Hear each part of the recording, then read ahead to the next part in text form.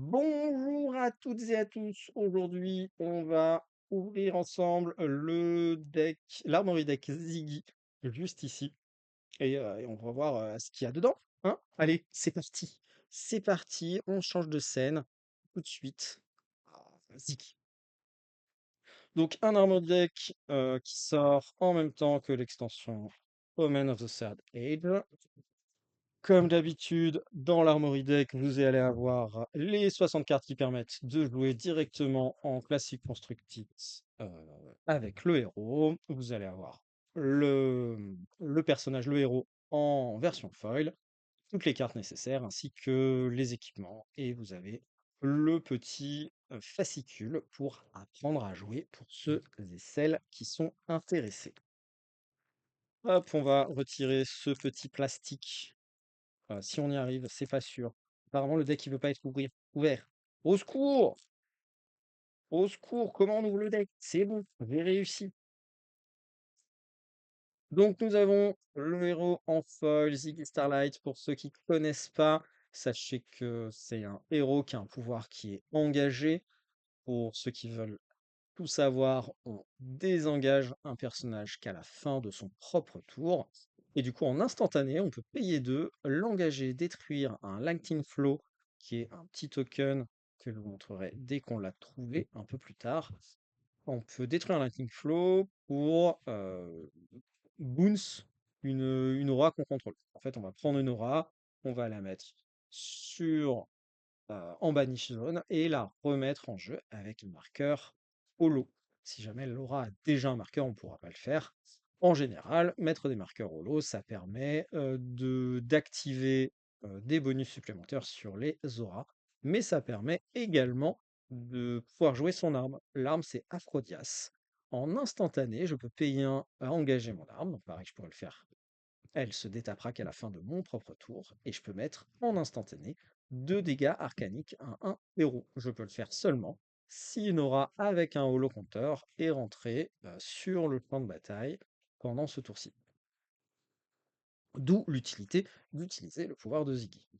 Le deck vient aussi avec cette tête qui défend à 2 et qui permet en instantané de détruire ça pour que la prochaine aura que je joue entre directement sur le champ de bataille avec un holo counter. On peut le faire seulement si une attaque a fragmenté ce tour-ci. Je vous expliquerai juste après ce que c'est fragmenté.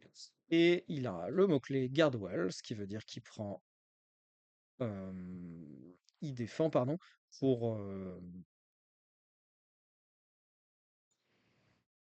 je vais y arriver. Il défend pour la valeur indiquée juste ici, donc là, il défend pour 2 pour l'instant. Une fois qu'il a défendu, il revient actif, on pourra défendre à 1 et il reviendra, et ça sera détruit quand il atteint 0. Nous avons le Starfield Carapace qui a Blade Break cette fois-ci, qui défend à 1. En instantané, je peux le détruire et jusqu'à la fin du tour, l'arme que je contrôle coûte 1 de moins activé. Et si jamais je fais des dégâts à mon adversaire, je vais créer un Lightning Flow token en plus.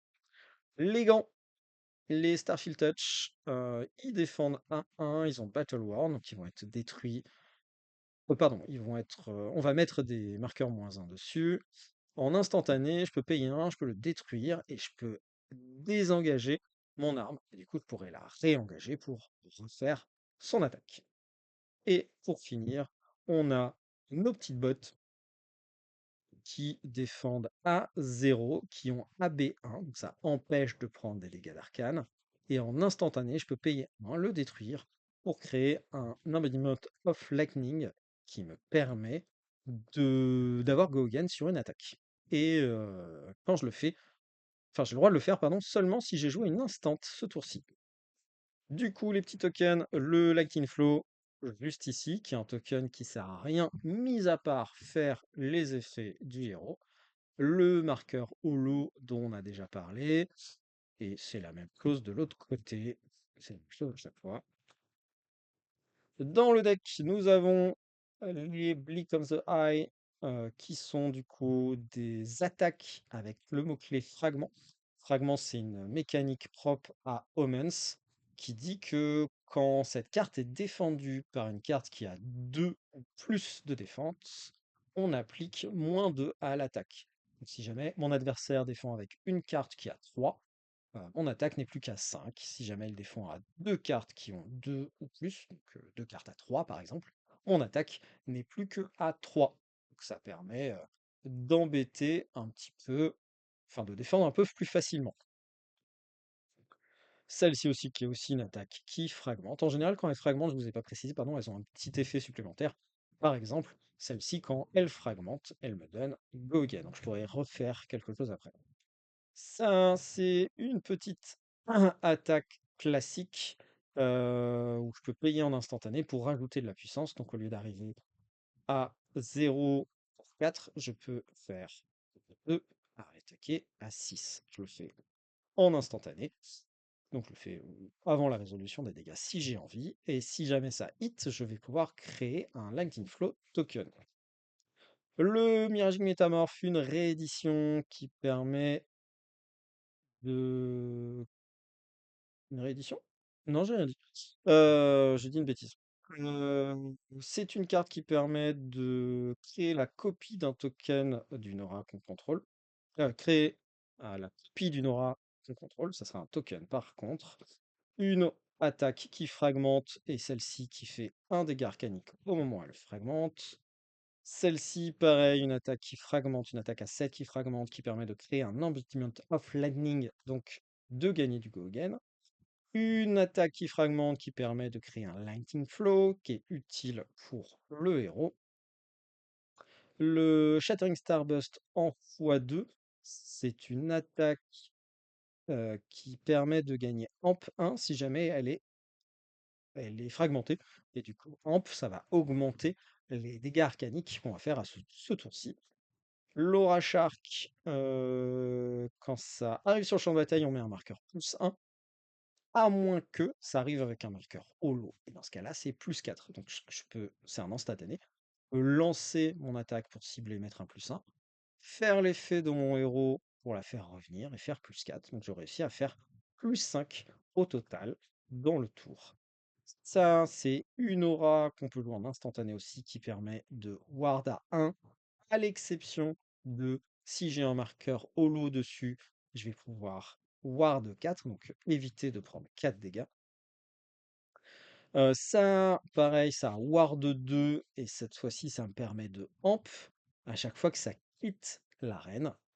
Donc je vais m'arranger pour augmenter les dégâts de mon arme pour cibler mon adversaire. Ça, donc ça, Ward 2, c'est une aura, et quand ça quitte le champ de bataille, ça crée un Lightning Flow Token.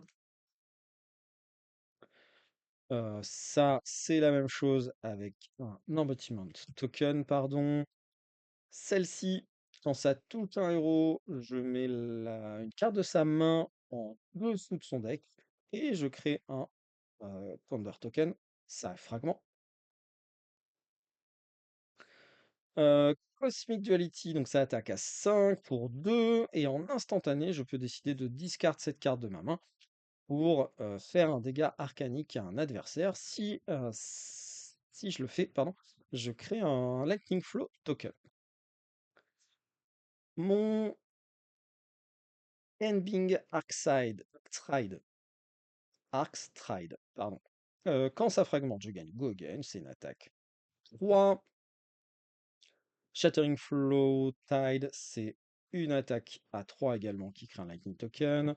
Pierce Reality, une réédition qui permet de donner +2 à la première attaque illusionniste qu'on joue ce tour-ci. Ça a Spectra, c'est-à-dire que notre adversaire peut cibler l'attaque enfin l'aura pardon, pour la détruire, et dans ce cas-là, il met fin à son tour. Le Blur Reality, c'est un instantané qui permet de bannir une aura Lightning qu'on contrôle, qui n'a pas de marqueur holo, pour le remettre sur le champ de bataille avec un marqueur holo. Ça évite de payer le coût de notre héros. Ça, quand ça arrive sur le board, ça permet de mettre +1 et à une attaque, pardon, et ça ward 1, ça nous empêche de prendre un dégât. Celle-ci, pareil avec Gogen, savoir de 1 et Saiken Gogen. des petites sigils qui permettent de créer des Lightning Flow tokens, donc de gagner des Gogen, et les petits tokens Embodiment of Lightning, ceux que je vous parlais au début, qui permettent d'avoir facilement Gogen sur son attaque. Et Ziggy, la carte du héros avec un QR code pour avoir toutes les informations de comment jouer et où retrouver toutes les infos du jeu. Et voilà pour moi, c'est la fin. On a ouvert Ziggy Starlight. Je suis très content. Regardez ce joli personnage. Comment il est beau. Oh, j'ai une caméra exprès pour vous montrer les trucs. Et je m'embête. Oh, c'est pas mal, hein. J'aurais pu faire ça pendant la vidéo. Et bien, vu que c'est gros, comme ça, je vous le dis, le héros, il a 4 d'intel. Je vous l'avais pas dit, pardon. Et il a 40 PV, juste là. Et c'est un Lightning Illusionniste héros. Et vous pouvez voir à quel point c'est très joli, le foil avec le foil sur l'armure, sur le contour de l'attaque, la carte, pardon. C'est vraiment très très cool. Et voilà pour moi. C'est fini. C'est déjà pas mal. Allez, ciao, à bientôt sur la chaine Artefacts. Ciao, des bisous.